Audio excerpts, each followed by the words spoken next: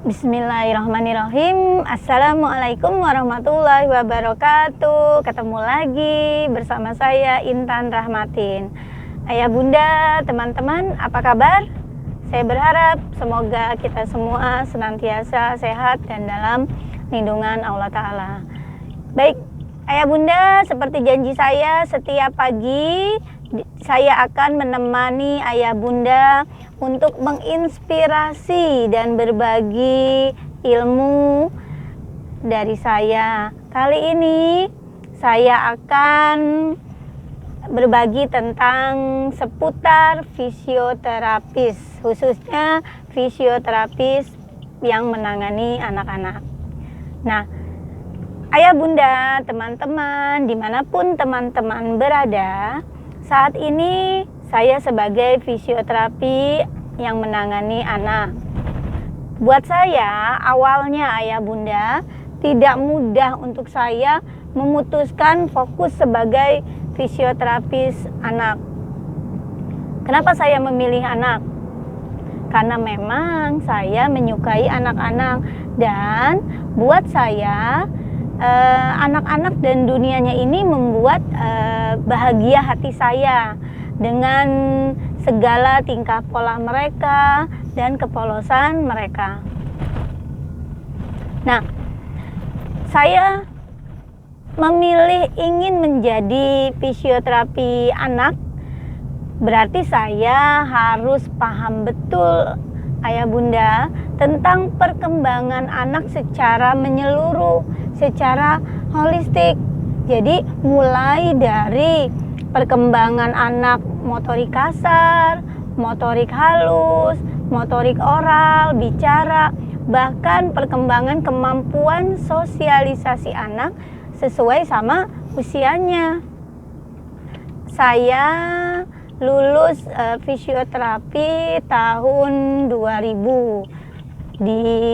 Saya dari fisioterapi Universitas Indonesia. Mulai terjun dan berkiprah menjadi fisioterapi menangani anak itu tahun 2009. Saat itu saya bekerja di Pusat Terapi Tumbuh Kembang Anak di daerah Bekasi. Nah, saat ini alhamdulillah saya dititipi Allah Pusat Terapi Tumbuh Kembang Anak di daerah Bekasi, tepatnya di Grand Galaxy City Bekasi, yaitu Yamed Smart Child Development Center. Dan juga saya dititipi oleh Allah sekolah tahfiz berbasis terapi untuk anak-anak berkebutuhan khusus. Kita balik lagi, ayah bunda dan teman-teman, tentang fisioterapi. Sebagai fisioterapi, khususnya fisioterapi anak, saya harus menstimulasi dan melatih anak yang mengalami keterlambatan secara perkembangan dengan membantu anak meningkatkan kekuatan, koordinasi, keseimbangan, serta membentuk pola gerakan yang baik sehingga anak nantinya mampu mandiri dalam aktivitasnya. Nah, menurut saya, ini menurut pribadi saya ya ayah bunda, di Indonesia itu nggak semua orang tua tuh gercep. Gercep itu gerakan cepet lah kalau kata anak sekarang pakai istilahnya. Itu orang tua kurang gercep, kurang tanggap jika anaknya mengalami gangguan perkembangan. Terkadang orang tua berpikir itu lumrah-lumrah saja. Jadi banyak orang tua, misalnya saya berikan contoh kasus, anaknya usia 1,5 tahun belum jalan, usia 7 bulan belum tengkurap, usia 2 tahun belum bicara atau ada gangguan keterlambatan bicara. Terkadang orang tua berpikir, dulu juga bapaknya ngomongnya telat, dulu juga bapaknya jalannya telat. Jadi ini menjadi sesuatu yang yang lumrah-lumrah saja, dan orang tua tidak pernah berpikir apakah anaknya menderita gangguan atau bahkan ini suatu penyakit.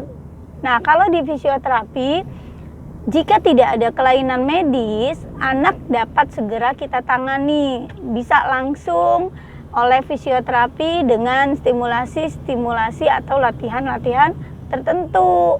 Tetapi kalau misalnya ada kelainan medis, misalnya anaknya ada riwayat kejang, bahkan sampai sekarang itu masih ada kejang, atau anak pernah jatuh sampai muntah, itu sebaiknya memang diperiksakan dulu ke dokter saraf anak. Nah, setelah itu biasanya dari dokter akan dikirim ke fisioterapis. Nah, untuk anak yang mengalami gangguan perkembangan itu akan diusahakan perkembangannya seoptimal mungkin oleh fisioterapis dengan memberikan stimulasi sesuai tahap perkembangan serta usia anak. Misalnya anak 7 bulan belum bisa tengkurap, akan dicari di mana keterlambatannya. Apakah karena ada kelemahan otot, apakah ada kerusakan di pusat otaknya, atau ada masalah apa atau masalah lainnya. Latihan yang diberikan oleh fisioterapi itu nggak cukup seminggu sekali. Stimulasinya itu atau latihannya harus setiap hari, ayah bunda.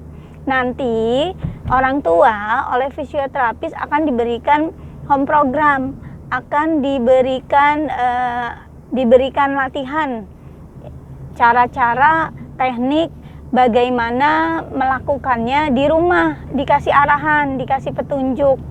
Misalnya bagaimana membalik badan anak, bagaimana cara menggendongnya, bagaimana melatih anak duduk, berdiri.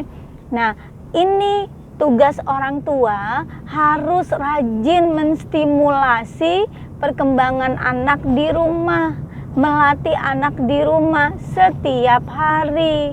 Jika ini dilakukan oleh orang tua di rumah, maka insya Allah perkembangan anak akan semakin baik. Nah, jika perkembangan sudah tercapai sesuai sama usianya, anak bisa mengejar ketertinggalannya, nah itu berarti akan membuat fisioterapis dan ayah bunda sendiri sebagai orang tua itu akan merasa bahagia. Nah, selain keterlambatan secara motorik yang sudah saya jelaskan tadi, ada juga misalnya keterlambatan atau ada gangguan perilaku, gangguan emosi dan perilaku. Nah, peran fisioterapi apa terhadap anak yang mempunyai gangguan emosi dan perilaku? Nah, fisioterapi bisa memberikan stimulasi misalnya seperti stimulasi taktil, ya. Ini efeknya mungkin efek relaksasi buat anak, dan ini sangat bermanfaat.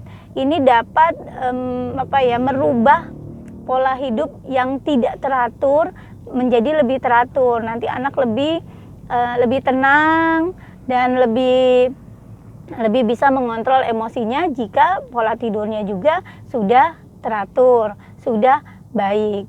Nah, untuk anak keterlambatan bicara, fisioterapi juga bisa menstimulasi atau melatih kekuatan otot-otot bicara anak. Bisa menstimulasi di daerah rahang, di sekitar otot-otot sekitar wajah, pipi, bibir, bahkan mungkin di daerah mulut. Nah, ayah bunda, teman-teman dimanapun berada, ini inspirasi pagi dari saya tentang seputar fisioterapi, khususnya fisioterapi yang menangani anak. Semoga bermanfaat, menjadi inspirasi buat ayah bunda dan teman-teman dimanapun berada. Ayah bunda tetap semangat, semangat, semangat, semangat, dahsyat, luar biasa. Karena kita adalah orang hebat, kita tetap harus semangat. Nah, ayah bunda, teman-teman, terima kasih sudah menyimak video saya kali ini. Dan saya ucapkan wabillahi taufik wal hidayah. Wassalamualaikum warahmatullahi wabarakatuh. Sampai ketemu hari Selasa.